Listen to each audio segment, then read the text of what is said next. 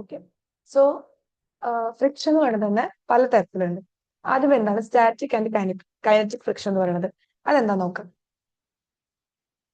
ഇപ്പൊ ഒരു ചെയർ റെസ്റ്റിലിരിക്കുന്ന ഒരു ചെയറിനെ ഞാൻ എന്ത് ചെയ്യാൻ പോവാണ്, മൂവ് ചെയ്യാൻ പോവാണ്. അപ്പൊ ഞാൻ അതിലേക്ക് ഒരു ഫോഴ്സ് മൂവ് ചെയ്യണമെങ്കിൽ ഞാൻ എന്ത് ചെയ്യണം, അതിലേക്ക് ഞാൻ എന്ത് ചെയ്യണം, ഒരു ഫോഴ്സ് ഞാൻ എന്ത് ചെയ്യണം, എക്സെർട്ട് ചെയ്യണം. പക്ഷെ എന്ത് ചെയ്യുന്നില്ല, അത് മൂവ് ചെയ്യുന്നില്ല. ബിക്കോസ് അപ്പോ ഞാൻ അവിടെ ആ ചെയറിന്റെ മേലെ ഒരു എക്സ്റ്റേണൽ ഫോഴ്സ് അപ്ലൈ ചെയ്യുമ്പോൾ ബിക്കോസ് അവിടെ എന്ത് സംഭവിക്കും, യെസ്, അവിടെ ഒരു ഫ്രിക്ഷനും സംഭവിക്കുമല്ലോ. ആ ഫ്രിക്ഷൻ ഫോഴ്സ് എന്നെ പറയുന്ന പേരാണ് സ്റ്റാറ്റിക് ഫ്രിക്ഷൻ. ബിക്കോസ് അത് ആ ചെയർ ഇപ്പൊ എന്താണ്, റെസ്റ്റിലാണ് ഇരിക്കുന്നത്. അപ്പോ ആ റെസ്റ്റിലിരിക്കണ ഒബ്ജക്റ്റിന്റെ മേലെ ആക്ട് ചെയ്യുന്ന ഫ്രിക്ഷണൽ ഫോഴ്സിനെ പറയുന്ന പേരാണ് സ്റ്റാറ്റിക് ഫ്രിക്ഷൻ. അപ്പൊ ഈ സ്റ്റാറ്റിക് ഫ്രിക്ഷൻ ഉള്ള കാരണം ഞാൻ ആദ്യം ഒരു ഫോഴ്സിൽ കൊടുക്കുമ്പോൾ ഈ ചെയർ എന്ത് ചെയ്യില്ല, മൂവ് ചെയ്യുന്നില്ല. അപ്പൊ ഞാൻ എന്ത് ചെയ്തു, കുറച്ചും കൂടി ഞാൻ എന്ത് ചെയ്തു, എക്സ്റ്റേണൽ ഫോഴ്സ് ഞാൻ കൂട്ടി കൊടുത്തു. അപ്പൊ അവിടുത്തെ സ്റ്റാറ്റിക് ഫ്രിക്ഷൻ എന്താവും, അതും ഇൻക്രീസ് ചെയ്തിട്ട് ഒരു മാക്സിമം വാല്യൂക്ക് എത്തും. That is a maximum value of static friction എന്ന് പറയുന്നത്. അപ്പൊ എനിക്ക് ഈ ചെയർ മൂവ് ചെയ്യണമെങ്കിൽ I have to apply more force than the maximum value of the static friction. ഈ ഒരു സ്റ്റാറ്റിക് ഫ്രിക്ഷന്റെ മാക്സിമം വാല്യൂ ഉണ്ടല്ലോ, അതിൽ കൂടുതൽ ഫോഴ്സ് ഞാൻ അപ്ലൈ ചെയ്യുമ്പോൾ മാത്രമേ ഈ ഒരു റെസ്റ്റിലുള്ള ചെയർ എന്ത് ചെയ്യുള്ളൂ, മൂവ് ചെയ്യുള്ളൂ. അപ്പൊ ഞാൻ അതിൽ കൂടുതൽ ഒരു ഫോഴ്സ് അപ്ലൈ ചെയ്ത് കഴിഞ്ഞാൽ എന്ത് സംഭവിക്കും, ചെയർ എന്ത് ചെയ്യും, മൂവ് ചെയ്യും. മൂവ് ചെയ്ത് കഴിഞ്ഞാൽ ആ ഒബ്ജക്ട് അല്ലെങ്കിൽ ആ ചെയർ ഇപ്പൊ എന്താണ്, റെസ്റ്റിൽ നിന്ന് മോഷനിലേക്ക് മാറി. അപ്പോഴും എന്ത് ചെയ്യുന്നുണ്ട്, അവിടെ ഒരു ഫ്രിക്ഷൻ ഫോഴ്സ് ആക്ട് ചെയ്യുന്നുണ്ടല്ലോ. ആ ഫ്രിക്ഷൻ ഫോഴ്സ് അപ്പൊ എന്താണ്, കൈനറ്റിക് ഫ്രിക്ഷൻ ആണ്. You got the difference? നമ്മൾ റെസ്റ്റിൽ ഇരിക്കുന്ന ഒബ്ജക്റ്റിന്റെ മേലെ ആക്ട് ചെയ്യുന്ന ഫ്രിക്ഷൻ ഫോഴ്സിനെ പറയുന്ന പേരാണ് സ്റ്റാറ്റിക് ഫ്രിക്ഷൻ. സപ്പോസ് ഒരു ഒബ്ജക്റ്റ് മോഷനിലാണെങ്കിൽ അതിൽ ആക്ട് ചെയ്യുന്ന ഫ്രിക്ഷൻ ഫോഴ്സിനെ പറയുന്ന പേരാണ് കൈനറ്റിക് ഫ്രിക്ഷൻ. അപ്പോൾ ഇതിൽ ഏത് ഫ്രിക്ഷൻ ആയിരിക്കും കൂടുതൽ എന്ന് എങ്ങനെ അറിയാം? ഇപ്പോ ഫോർ എക്സാമ്പിൾ, ഇപ്പൊ ഒരു റെസ്റ്റിലിരിക്കുന്ന ഒരു ഒബ്ജക്റ്റിനെ മോഷനിലേക്ക് കൊണ്ടുവരാനാണോ, അത് ഓൾറെഡി മോഷനുള്ള ഒരു ഒബ്ജക്റ്റിനെ അതിനെ ആ മോഷൻ കണ്ടിന്യൂ ചെയ്യാനാണോ എളുപ്പം? യെസ്, ഓൾറെഡി മോഷനിലുള്ള ഒരു ഒബ്ജക്റ്റിനെ ആ മോഷനിൽ തന്നെ കണ്ടിന്യൂ ചെയ്യിക്കാൻ എളുപ്പം. കാരണം ഓൾറെഡി അത് മോഷനിലാണ്. അപ്പൊ നമ്മൾ കുറച്ച് ഫോഴ്സ് ഇങ്ങനെ കൊടുത്തു കഴിഞ്ഞാൽ, കൊടുത്തുകൊണ്ട് ഇങ്ങനെ പോയി കഴിഞ്ഞാൽ അത് ഇങ്ങനെ മോഷൻ തന്നെ കണ്ടിന്യൂ ചെയ്യും. നേരെ മറിച്ച് റെസ്റ്റിലുള്ള ഒരു ഒബ്ജക്റ്റ് ആണെങ്കിലോ, അതിനെ നമ്മൾ മോഷനിലേക്ക് കൊണ്ടുവരണമെങ്കിൽ നമ്മൾ കൂടുതൽ ഫോഴ്സ്, അല്ലെ, നമ്മൾ നേരത്തെ പറഞ്ഞു സ്റ്റാറ്റിക് ഫ്രിക്ഷന്റെ ഒക്കെ മാക്സിമത്തിന് കടന്ന് അത്രയും ഫോഴ്സ് നമ്മൾ കൊടുക്കണം. സോ സ്റ്റാറ്റിക് ഫ്രിക്ഷൻ ആണോ കൈനറ്റിക് ഫ്രിക്ഷൻ ആണോ കൂടുതൽ ഉണ്ടായിരിക്കുക? സ്റ്റാറ്റിക് ഫ്രിക്ഷൻ ആയിരിക്കും കൂടുതൽ ഉണ്ടായിരിക്കുക, അല്ലെ? യെസ്. നമുക്ക് ഇതിനെ മാത്തമാറ്റിക്കലി ഒന്ന് എന്ത് ചെയ്യണം, റെപ്രസെന്റ് ചെയ്യണം. അതിനു മുന്നേ നമുക്ക് എന്ത് ചെയ്യാം, ഇതിനെ ഡിഫൈൻ ചെയ്യണ സമയത്ത് എന്ത് പറയാം, sorry, for this reason the maximum value of static friction F S, അതിനെ എഫ് എസ് ആണ് ഡിനോട്ട് ചെയ്യുന്നത്, between A pair of surface in contact will be larger than the force of kinetic friction F K between them. എന്ന് വെച്ചാൽ നമ്മളെ ഒരു നേരത്തെ അതേ contact തന്നെയാണ് വരുന്നത്. എന്താണ്, ഒരു റെസ്റ്റിലുള്ള ഒരു ഒബ്ജക്റ്റിനെ മോഷനിലേക്ക് കൊണ്ടുവരുന്നതിനായിരിക്കും കൂടുതൽ ബുദ്ധിമുട്ട്, അല്ലെങ്കിൽ കൂടുതൽ ഫോഴ്സ് നമ്മൾ കൊടുക്കുക. ഏതിനേക്കാൾ, ഓൾറെഡി മോഷനുള്ള ഒരു ഒബ്ജക്റ്റിനെ മോഷൻ തന്നെ കണ്ടിന്യൂ ചെയ്യുന്നതിനേക്കാൾ കൂടുതൽ ഫോഴ്സ് നമ്മൾ റെസ്റ്റിലുള്ള ആളെ മോഷനിലേക്ക് കൊണ്ടുവരുമ്പോൾ കൊടുക്കണമല്ലോ. അതാണ് പറയുന്നത് സ്റ്റാറ്റിക് ഫ്രിക്ഷൻ ആയിരിക്കും എന്ത്, കൈനറ്റിക് ഫ്രിക്ഷനേക്കാൾ കൂടുതൽ വാല്യൂ ഉണ്ടായിരിക്കുക. അപ്പൊ നമ്മളിതിനെ എന്താ പറയാ, മാത്തമാറ്റിക്കലി റെപ്രസെന്റ് ചെയ്യുമ്പോൾ എന്ത് വരും, എഫ് എസ്. എഫ് എസ് എന്ന് പറയുമ്പോൾ സ്റ്റാറ്റിക് ഫ്രിക്ഷൻ, അതിൽ നമ്മൾ ബ്രാക്കറ്റിൽ മാക്സ് കൊടുത്ത maximum value of static friction is directly proportion to the normal force. F എന്ന് പറഞ്ഞാൽ നോർമൽ ഫോഴ്സ് ആണ്, നമ്മൾ കൊടുക്കുന്ന നോർമൽ ഫോഴ്സ്. നമ്മൾ അതിനെ എങ്ങനെ എഴുതാം, F S maximum equal to mu S into F N. ഈ മ്യൂ എസ് എന്ന് പറഞ്ഞു കഴിഞ്ഞാൽ എന്താണ്, സ്റ്റാറ്റിക് ഫ്രിക്ഷന്റെ കോഎഫിഷ്യന്റ് വാല്യൂ ആണ്. ഇതേപോലെ തന്നെ നമുക്ക് എന്ത് ചെയ്യാം, നമ്മുടെ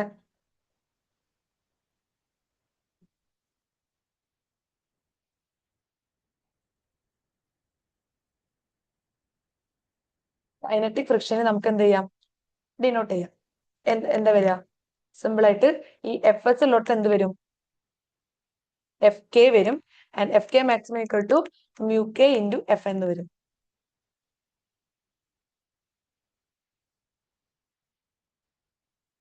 And the values of mu s and mu k for a given pair of material depend on the roughness of the surface, their cleanliness, temperature, humidity, etc.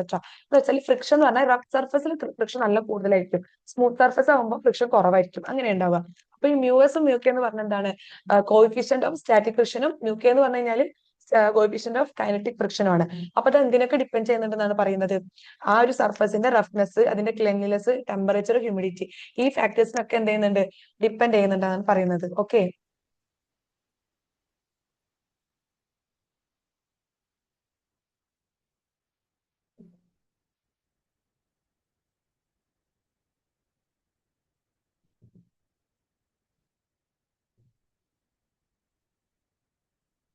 അടുത്തതാണ് റോളിംഗ് ഫ്രിക്ഷൻ. റോളിംഗ് ഫ്രിക്ഷൻ എന്താ, നമ്മളിപ്പോ ഇത്ര discuss ചെയ്തത് sliding friction. Like നമ്മൾ ആ ചെയറിന് നമ്മൾ എന്താ ചെയ്യുന്നത്, ആ പുഷ് ആൻഡ് പുൾ ചെയ്തിട്ട് സ്ലൈഡ് ചെയ്യാണല്ലോ. അത് അതിൽ വരുന്നതാണ് കൈനറ്റിക്കും സ്റ്റാറ്റിക് ഫ്രിക്ഷൻ എന്ന് പറയുന്നത്. അത് വേറൊരു കൈൻഡ് ഓഫ് ഫ്രിക്ഷൻ ആണ് റോളിംഗ് ഫ്രിക്ഷൻ എന്ന് പറഞ്ഞത്. എന്താ, നമുക്ക് റോളിംഗ് എന്ന് പറയുമ്പോൾ നമുക്ക് എന്താ ഓർമ്മ, മനസ്സിൽ പെട്ടെന്ന് ഓർമ്മ വരിക വീലൊക്കെ അല്ലെ, എന്നുവെച്ചാൽ ചക്രം തിരിയുമ്പോൾ എങ്ങനെ റോൾ ചെയ്തോണ്ടിരിക്കുക, അല്ലെങ്കിൽ നമ്മൾ പെണ്ണ് നമ്മൾ ഗ്രൗണ്ടിൽ എന്തെങ്കിലും റോൾ ചെയ്യാണ് ചെയ്യുന്നത്. അതിനർത്ഥം എന്താ, അപ്പൊ അവിടെ ആക്ട് ചെയ്യുന്ന ഫ്രിക്ഷൻ ആണ് റോളിംഗ് ഫ്രിക്ഷൻ. റോൾ ചെയ്തോണ്ടിരിക്കുന്ന ഒബ്ജക്റ്റിന്റെ മേലെ ആക്ട് ചെയ്യുന്ന ഫ്രിക്ഷൻ ആണ് റോളിംഗ് ഫ്രിക്ഷൻ. സിമ്പിൾ ആയിട്ട് അത്രേ ഉള്ളൂ. ഇപ്പോ സ്ലൈഡിംഗ് ഫ്രിക്ഷൻ ആണോ റോളിംഗ് ഫ്രിക്ഷൻ ആയിരിക്കും കൂടുതൽ വരിക? എങ്ങനെ നോക്കാം. അപ്പൊ റോൾ ചെയ്യണോണ്ടിരിക്കുന്ന സമയത്ത് ഇപ്പൊ ഒരു വീല് സർഫസിൽ റോൾ ചെയ്യുകയാണെങ്കിൽ അതിന്റെ കോണ്ടാക്ട് കുറവായിരിക്കും, സർഫസിൽ കോണ്ടാക്ട് ചെയ്യണത് കുറവായിരിക്കും, ഇങ്ങനെ റോൾ ചെയ്തോണ്ടിരിക്കല്ലേ. അപ്പൊ കൂടുതലും ഫ്രിക്ഷൻ തന്നെ ഇതിലാ സ്ലൈഡിംഗ് ഫ്രിക്ഷൻ. സ്ലൈഡിംഗ് ഫ്രിക്ഷൻ എന്ന് പറയുമ്പോൾ സ്റ്റാറ്റിക്കും കൈനറ്റിക്കും ആണ്. റോളിംഗ് ഫ്രിക്ഷൻ എന്ന് പറയുമ്പോൾ റോൾ ചെയ്തോണ്ടിരിക്കുന്ന ഒബ്ജക്റ്റിൽ വരുന്നതാണ്. അപ്പൊ ഏതാണ് കൂടുതൽ വരുന്നത്? സ്റ്റാറ്റിക് ഫ്രിക്ഷൻ ആണ് റോളിംഗ് ഫ്രിക്ഷനേക്കാൾ കൂടുതൽ വരിക. ഇപ്പൊ ഞാൻ തുടക്കത്തിൽ നമ്മൾ പറഞ്ഞു ഈ ഫ്രിക്ഷൻ എന്ന് പറയുന്നത് ഒരു നെസസറി ഈവിൾ ആണെന്ന് പറഞ്ഞു അല്ലെ. അപ്പൊ അതെന്താ, ചില സമയത്ത് നമുക്ക് ഫ്രിക്ഷൻ ആവശ്യമാണ്, നല്ലതാണ്, ചില സമയത്ത് അത് ബുദ്ധിമുട്ടാണ്. അപ്പോൾ ഈ ഫ്രിക്ഷൻ നമുക്ക് കുറയ്ക്കണമെങ്കിൽ എന്തൊക്കെ മെത്തേഡാണ് യൂസ് ചെയ്യാൻ നോക്കാം. ഇപ്പൊ ഒരു കാർ അല്ലെങ്കിൽ ഒരു വെഹിക്കിൾ എടുക്കുകയാണെങ്കിൽ, വെഹിക്കിൾ മൂവ് ചെയ്യണമെങ്കിൽ അവിടെ നമുക്ക് ഫ്രിക്ഷൻ ആക്ട് ചെയ്യുമല്ലോ, അല്ലെങ്കിൽ ഇപ്പൊ റോളിംഗ് ഫ്രിക്ഷൻ അവിടെ വീലും എന്ത് ആക്ട് ചെയ്യും, റോളിംഗ് ഫ്രിക്ഷൻ ആക്ട് ചെയ്യും. റോളിംഗ് ഫ്രിക്ഷൻ ആക്ട് ചെയ്ത് കഴിഞ്ഞാൽ ഓഫ്കോഴ്സ് എന്ത് സംഭവിക്കും, അത് ഫ്രിക്ഷൻ എന്താ ചെയ്യാം, മോഷനെ ഓപ്പോസ് ചെയ്യാണ് ചെയ്യുന്നത്, മോഷൻ ഇല്ലാണ്ടാക്കുകയാണ് ചെയ്യുന്നത്. അപ്പൊ വണ്ടികൾക്ക് മൂവ് ചെയ്യാൻ പറ്റുമോ? ഇല്ല. അപ്പൊ ടയറിൽ അല്ലെങ്കിൽ വീലിലൊക്കെ എന്തുണ്ട്, നിങ്ങൾ കണ്ടിട്ടുണ്ടായിരിക്കും, എന്താണ് ബോൾ ബെയറിങ്സ് ഉണ്ടായിരിക്കും. അതെന്തിനാ, ഈ ഫ്രിക്ഷൻ കുറയ്ക്കാൻ വേണ്ടിയിട്ടാണ്. എന്നാലാണ് വെഹിക്കിൾസ് എന്ത് ചെയ്യാൻ പറ്റുള്ളൂ, മൂവ് ചെയ്യാൻ പറ്റുള്ളൂ. അതേപോലെ നമുക്കറിയാം റഫ് സർഫസിൽ ഫ്രിക്ഷൻ കൂടുതലായിരിക്കും സ്മൂത്ത് സർഫസിനേക്കാളും. ഇപ്പൊ ഈ മെഷീൻസ് ഒക്കെ അല്ലെങ്കിൽ നമ്മുടെ വീട്ടിൽ നമ്മളെ സ്റ്റിച്ചിങ് മെഷീനൊക്കെ നമ്മൾ കണ്ടിട്ടുണ്ടായിരിക്കും, നമ്മൾ ഓയിലൊക്കെ ഒഴിച്ചു കൊടുക്കും. എന്തിനാണ്, സ്മൂത്ത് ആയിട്ട് അത് കറങ്ങാൻ വേണ്ടിയിട്ട്. അപ്പൊ എന്താ, അത്തരം ഗ്രീസ് ഓയിലൊക്കെ പറയുന്ന പേരാണ് ലൂബ്രിക്കൻസ് എന്ന് പറയുന്നത്. ഈ ലൂബ്രിക്കൻസ് എന്തിനാ യൂസ് ചെയ്യുന്നത് വെച്ചാൽ എന്തിനാണ്, ഫ്രിക്ഷൻ കുറയ്ക്കാൻ വേണ്ടിയിട്ടാണ്. റഫ് സർഫസ് ഉള്ളത് ഒന്ന് സ്മൂത്ത് സർഫസ് ആക്കി കൊടുക്കാൻ വേണ്ടിയിട്ടാണ്. അപ്പൊ ഫ്രിക്ഷൻ കുറയും അതിന് വേണ്ടിയിട്ട്. പിന്നെ ഒരു മെത്തേഡ് ഉള്ളത് കംപ്രസ്ഡ് ആൻഡ് പ്യൂരിഫൈഡ് എയർ നമ്മൾ എന്ത് ചെയ്യാം, യൂസ് ചെയ്യാന്നുള്ളതാണ്. അപ്പൊ എന്ത് ചെയ്യും, അപ്പോഴും ഫ്രിക്ഷൻ എന്ത് ചെയ്യുന്നുണ്ട്, കുറയുമെന്നാണ് പറയുന്നത്. അപ്പോൾ ഈ ഒരു മെത്തേഡിലൂടെ നമുക്ക് എന്ത് ചെയ്യാൻ പറ്റും, ഫ്രിക്ഷൻ നമുക്ക് കുറയ്ക്കാൻ പറ്റും.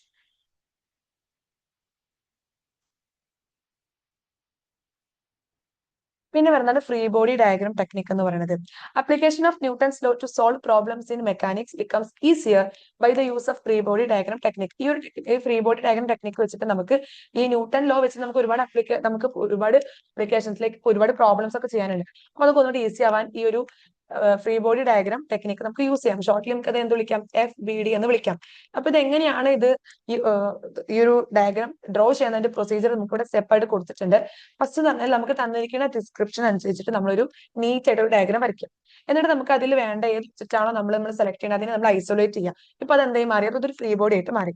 എന്നിട്ട് അതിൽ ആക്ട് ചെയ്യുന്ന എക്സ്റ്റേണൽ ഫോഴ്സസിനൊക്കെ നമ്മൾ ഒരു ആരോ മാർക്ക് വെച്ചിട്ട് നമ്മൾ എന്ത് ചെയ്യാം, അവിടെ ഇലുസ്ട്രേറ്റ് ചെയ്യാം. പിന്നെ നമ്മൾ നമ്മുടെ ന്യൂട്ടന്റെ സെക്കൻഡ് ലോ ആയിട്ടുള്ള F=ma എന്നുള്ള ആ ഒരു ഇക്വേഷൻ നമ്മൾ അവിടെ യൂസ് ചെയ്യാം. ഇങ്ങനെയാണ് ഫ്രീ ബോഡി ഡയഗ്രാം ടെക്നിക്ക് നമ്മൾ യൂസ് ചെയ്യുന്നത്.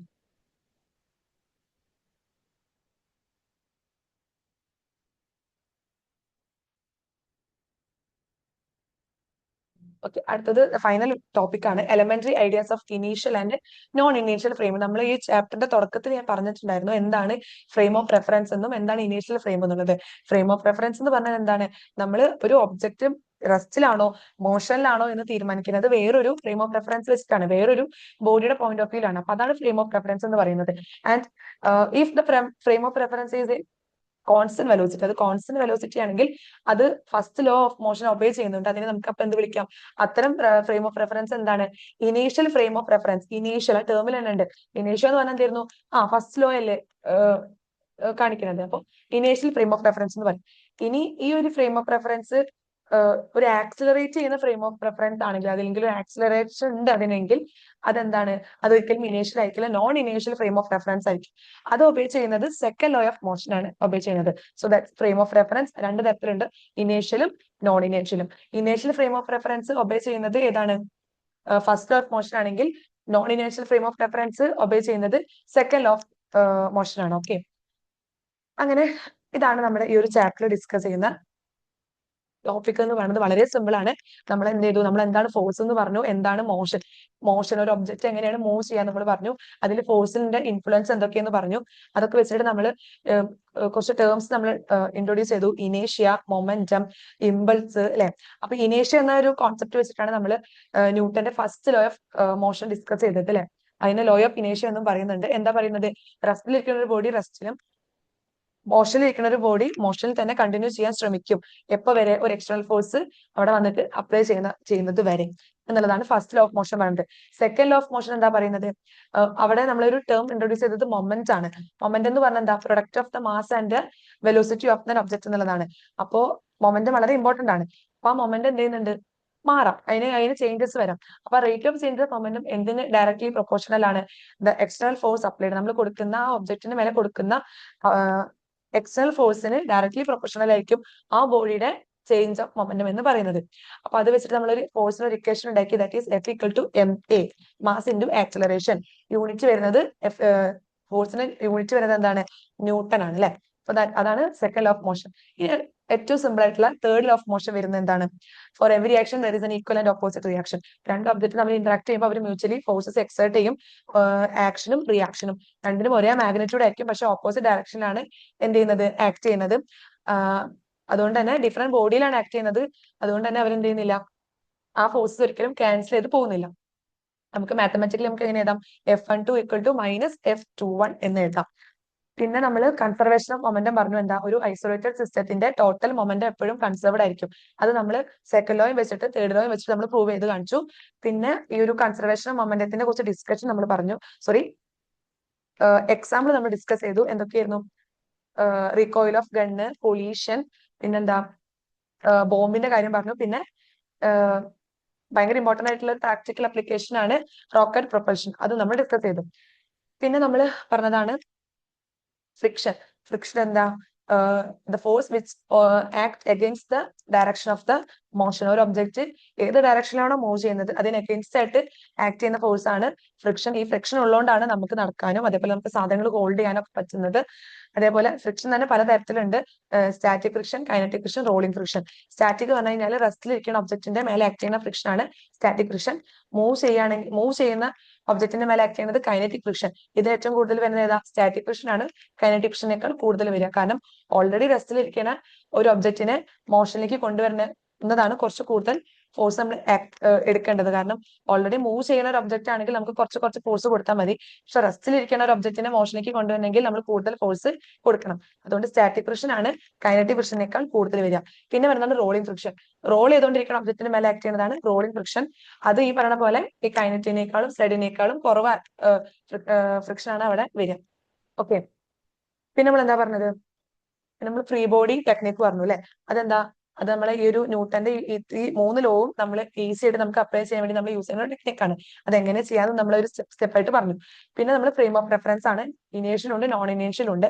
ഇനേഷ്യൽ എന്ന് പറയുമ്പോൾ ഫ്രെയിം ഓഫ് റെഫറൻസ് എന്താ, ആക്ച്വലി ആ ഒരു ഫ്രെയിം ഓഫ് റെഫറൻസ് വെച്ചിട്ടാണ് നമ്മൾ ഒരു ഒബ്ജക്ട് റെസ്റ്റിലാണോ മോഷനാണോ നമ്മൾ ഡിറ്റർമിൻ ചെയ്യുന്നത്. അപ്പോൾ ഇനേഷ്യൽ ഫ്രെയിം ഓഫ് റെഫറൻസ് ആണെങ്കിൽ ആ ഫ്രെയിം ഓഫ് റെഫറൻസ് കോൺസ്റ്റന്റ് വെലോസിറ്റിയിലായിരിക്കും ഉണ്ടായിരിക്കുക, ഫസ്റ്റ് ലോ ഒബേ ചെയ്യുന്നതായിരിക്കും. നോൺ ഇനേഷ്യൽ ഫ്രെയിം എന്ന് പറഞ്ഞു കഴിഞ്ഞാൽ എന്തായിരിക്കും, ഒരു ആക്സിലറേറ്റ് ചെയ്യുന്ന ഫ്രെയിം ഓഫ് റെഫറൻസിനെയാണ് നമ്മൾ non inertial frame of reference എന്ന് പറയുന്നത്. അത് സെക്കൻഡ് ലോ ഓഫ് മോഷൻ ആണ് ഒബേ ചെയ്യുന്നത്. So that's all about first chapter. നമ്മളിപ്പോ ഡിസ്കസ് ചെയ്തിട്ടുള്ള ചാപ്റ്റർ ലോസ് ഓഫ് മോഷൻ വളരെ എളുപ്പമാണ്, ഭയങ്കര ഇൻട്രസ്റ്റിംഗ് ആണ്. ഇപ്പൊ നമുക്ക് മനസ്സിലാവും, ഇപ്പൊ നമുക്ക് നമ്മുടെ ചുറ്റും നടക്കുന്ന പല കാര്യത്തിന്റെയും കാരണങ്ങൾ എന്താണെന്നുള്ളത് നിങ്ങൾക്ക് മനസ്സിലായിട്ടുണ്ടായിരിക്കും. നമുക്ക് മാർക്കൊക്കെ പെട്ടെന്ന് സ്കോർ ചെയ്യാൻ പറ്റുന്ന ഒരു ചാപ്റ്ററും കൂടിയാണ്, വളരെ ഇമ്പോർട്ടന്റ് ആണ്. So that's all about laws of motion. Thank you for listening. Thank you.